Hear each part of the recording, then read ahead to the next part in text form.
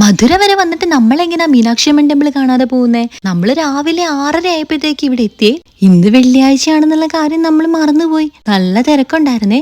ഇവിടെ പ്രാർത്ഥിക്കാൻ വന്നേക്കുന്നവരെക്കാൾ കൂടുതൽ പെൺവേഷം കെട്ടിയ ആണുങ്ങളും അതുപോലെ കച്ചവടക്കാരുമാണേ. അമ്പലത്തിനകത്തേക്ക് നമുക്ക് ഫോണും ചെരുപ്പും ബാഗും ഒന്നും കയറ്റാൻ പറ്റില്ല. എല്ലാം നമ്മൾ ഇവിടെ കൊടുക്കണം കേട്ടോ. തൊഴുതിറങ്ങി കഴിഞ്ഞപ്പോഴത്തേക്ക് ഒരു ആനയെ കഴിക്കാനുള്ള വിശപ്പുണ്ടായിരുന്നു. അമ്പലത്തിന് തൊട്ടടുത്ത് തന്നെയുള്ള ഒരു ടിഫിൻ സെന്റർ കണ്ട് അവിടെ കയറി. അവിടെ നിന്ന് നമ്മൾ ഇഡ്ലിയും വടയും സാമ്പാറും ആണ് കഴിച്ചേ.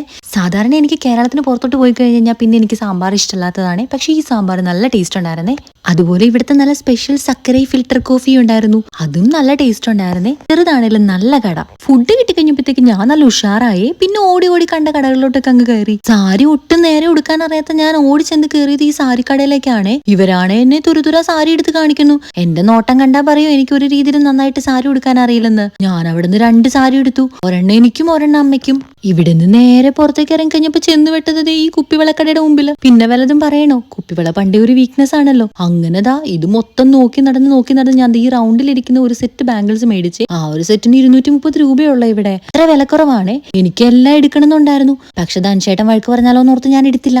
ഇതൊക്കെ എടുത്ത് തിരിച്ച് അപ്പാർട്ട്മെന്റിൽ എത്തിക്കഴിഞ്ഞപ്പോ അമ്പലത്തിൽ നിന്ന് മേടിച്ച കുറച്ച് പ്രസാദം ഉണ്ടായിരുന്നേ. ലഡു പ്രസാദം, അതുപോലെ മുറുക്ക്, പിന്നെ ഈ അപ്പത്തിന് അവര് വേറെ എന്തോ പേരാർന്നിട്ടോ പറഞ്ഞായിരുന്നേ. പക്ഷെ അത് നല്ല ടേസ്റ്റ് ഉണ്ടായിരുന്നേ. നമ്മുടെ ഉണ്ണിയപ്പത്തിന്റെ ഒക്കെ ഒരു ടേസ്റ്റ്, പക്ഷെ വേറൊരു ടേസ്റ്റ്. മുറുക്ക് നല്ല ടേസ്റ്റ് ഉണ്ടായിരുന്നു കേട്ടോ. ലഡു ആണെങ്കിൽ പിന്നെ പറയണ്ട, വായിലിട്ട് അലിഞ്ഞു പോകുന്നു. അത്രയും ടേസ്റ്റുള്ള ലഡു ഞാൻ കഴിച്ചിട്ടേ ഇല്ല.